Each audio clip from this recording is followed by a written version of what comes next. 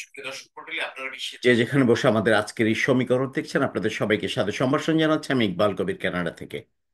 সম্মিলিত সনাতনী জাগরণ জোট এবং ইসকনের বহিষ্কৃত নেতা, সাবেক নেতা চিন্ময় কৃষ্ণ দাস, তাকে গ্রেপ্তার করা হয়েছে। তার জামিন নামঞ্জুর করে তাকে জেলে পাঠানো হয়েছে। এই ঘটনাকে কেন্দ্র করে উত্তপ্ত হয়েছে, রণক্ষেত্রে পরিণত হয়েছে চট্টগ্রাম। হত্যা করা হয়েছে অ্যাডভোকেট সাইফুলকে। তাকে গ্রেপ্তার, জেলে পাঠানো এবং দ্রুত তাকে ছেড়ে দেওয়ার দাবিতে ভারত এবং ভারতের পররাষ্ট্র মন্ত্রণালয় থেকে যে বিবৃতিটি দেওয়া হয়েছে সেটি একটি বিষয়। আরেকটি বিষয় হচ্ছে, শেখ হাসিনা ভারতে বসে একটি বিবৃতি দিয়েছেন। এই দুটি বিবৃতি এসেছে, যার পরিপ্রেক্ষিতে বাংলাদেশের ব্যাপারে ভারতের অনধিকার চর্চা,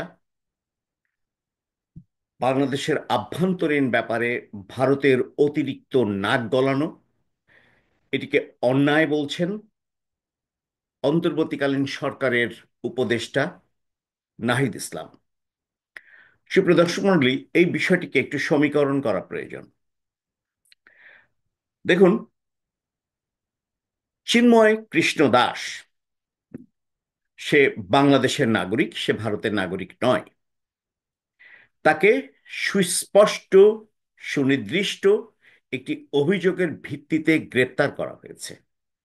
তার বিরুদ্ধে রাষ্ট্রদ্রোহের মামলার অভিযোগে তাকে গ্রেপ্তার করা হয়েছে। মামলাটি কোর্টে গেছে। প্রথম তারিখে অনারেবল জাজ তার জামিন নামঞ্জুর করেছে। করতেই পারে, অনেক ক্ষেত্রে এটা হয়, কিন্তু তার বিচার সুসম্পন্ন হয়নি। প্রথম তারিখে তাকে জামিন নামঞ্জুর করে জেলে পাঠানো হয়েছে। একজন বাংলাদেশের নাগরিক, তার বিরুদ্ধে আনীত কোনো অপরাধের কারণে মামলা হলে তাকে গ্রেপ্তার করাই হবে, এটাই স্বাভাবিক। ক্ষেত্র বিশেষে তার জামিনের আবেদন নামঞ্জুর হবে, এটাই স্বাভাবিক। এই অভিযোগটি কোনো ধর্মীয় অভিযোগ নয়, হিন্দু, মুসলমান কিংবা খ্রিস্টানের মধ্যেকার কোনো বিষয় নয়, যেখানে একটি ধর্মীয় তকমা লাগানো যায়। সেই দৃষ্টিকোণ থেকে যদি আমরা বিচার করি, বাংলাদেশের প্রচলিত আইনে তার বিচার হবে। তার অপরাধ না থাকলে তাকে ছেড়ে দেওয়া হবে। লোয়ার কোর্ট থেকে হায়ার কোর্ট পর্যন্ত অনেকগুলি বিষয় রয়েছে। তার বিচার অন্যায় হলো কিনা সেটি দেখার বিষয় রয়েছে। আমরা জানি, বর্তমান অন্তর্বর্তীকালীন সরকারের বিচার বিভাগ অত্যন্ত স্বাধীন এবং তারা স্বাধীনতা ভোগ করছে। অনেকের জামিন হয়েছে, অনেককে মুক্ত করা হয়েছে। মোটামুটিভাবে আমরা বলতে পারি যে এখানে কোনো প্রভাব কাজ করছে না। বিগত স্বৈর শাসকের আমলে আমরা দেখেছি, জাজমেন্ট লিখে জাজের কাছে পাঠ করার জন্য পাঠানো হতো। এখন অন্তত সেই জায়গাটি নেই। অর্থাৎ বাংলাদেশের এই সরকার, এই বিচার ব্যবস্থার উপরে আমাদের সবার আস্থা রাখা উচিত। আমরা যেটি দেখলাম, এই বিষয়টিকে কেন্দ্র করে ভারত বাংলাদেশের ব্যাপারে অতি উৎসাহ, বিজেপির নেতৃবর্গের যে যে ধরনের উচ্চারণ, যে ধরনের পদক্ষেপ নেওয়ার ঘোষণা, এটি অত্যন্ত দুঃখজনক।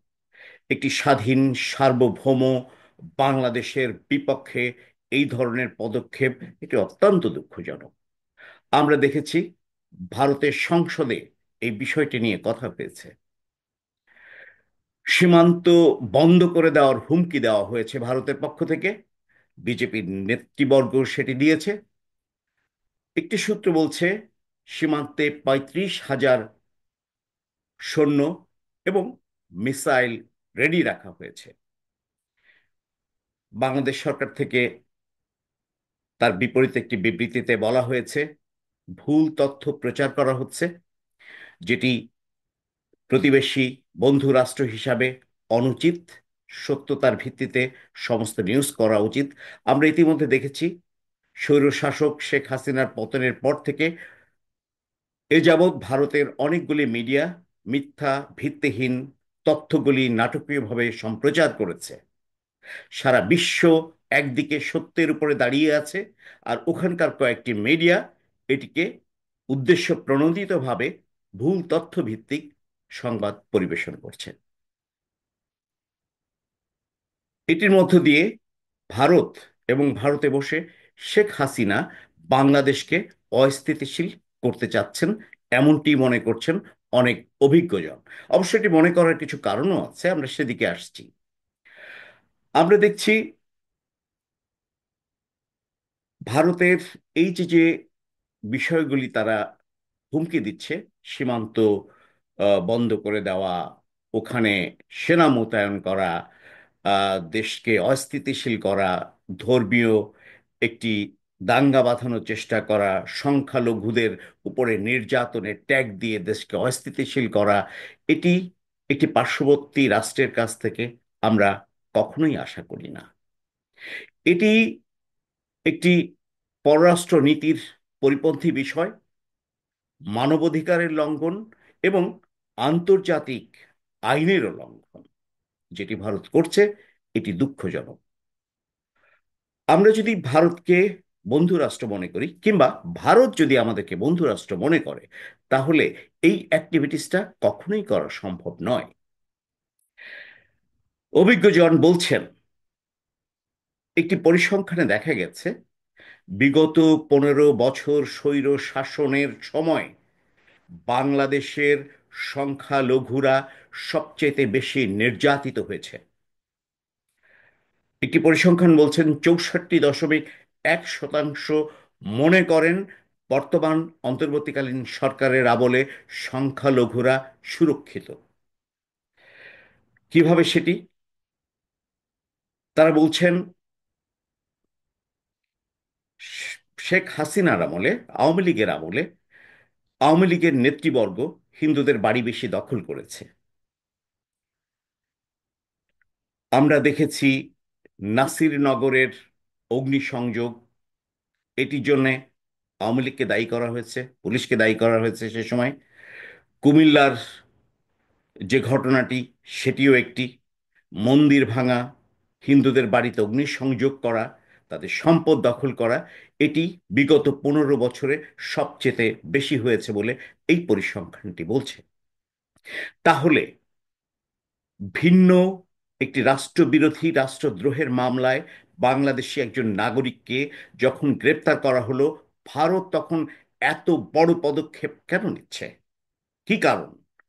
ভারত কি প্রত্যক্ষভাবে প্রমাণ করতে চাচ্ছে যে বাংলাদেশের ব্যাপারে তারা যে কোনো সময় যে কোনো একটি ইস্যু ক্রিয়েট করে অস্থিতিশীল করবে?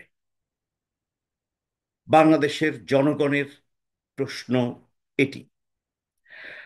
আমরা আরেকটা দিক দেখেছি, যখন এই যুবলীগ, ছাত্রলীগ বিশ্বজিৎকে হত্যা করেছিল, নির্মম নৃশংসভাবে হত্যা করেছিল, তখন বিশ্বজিৎ বলেছিল, আমি হিন্দু, আমি কি তোদের প্যান্ট খুলে দেখাবো? তারপরেও তাকে হত্যা করা হয়েছিল। কই, ভারত সে সময় কোনো বিবৃতি দেওয়া তো দূরের কথা, চোখটা বন্ধ করেছিল, এটিকে অ্যাকনলেজই করেনি। তাহলে কি আমাদেরকে বলতে হবে যে তখন বাংলাদেশে ভারতের তাবেদার সরকার ছিল, তাদের সমস্ত অন্যায়গুলি ভারত মেনে নিয়েছে, কিংবা ভারত তাদেরকে অন্যায় করতে সাহায্য করেছে? সুপ্রিয় বন্ধুরা, এই সমীকরণটির ভার আপনাদের উপরে ছেড়ে দিলাম। আমরা আরেকটি বিষয় দেখেছি সম্প্রতি রংপুরে, একটি ঘটনা। সেটি দেখেছি যে ওখানে সংখ্যালঘুদের উপরে নির্যাতন ইস্যুতে একটি একটি আলোচনা সভা হয়েছিল। সেই সভায়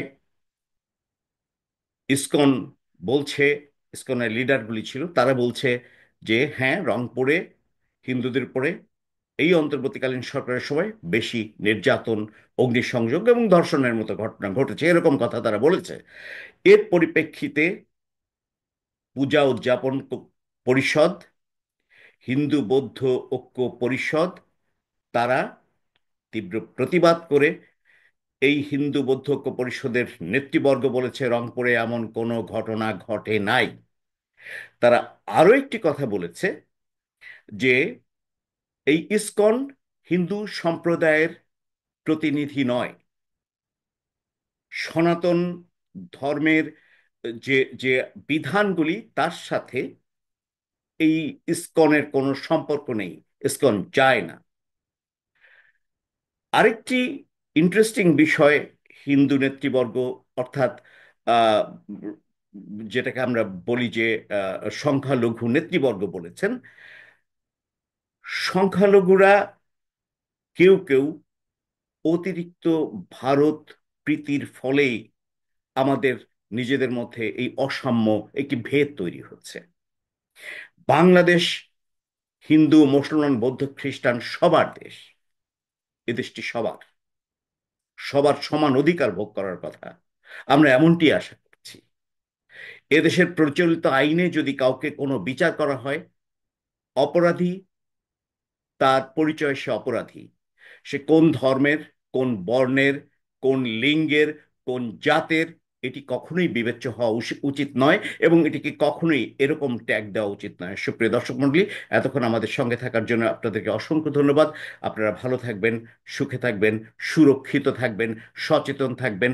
এতক্ষণ আমাদের সঙ্গে থাকার জন্য আপনাদেরকে অসংখ্য ধন্যবাদ জানাচ্ছি। আমাদের সঙ্গে সংযুক্ত থাকুন আমাদের চ্যানেলটি সাবস্ক্রাইব করে।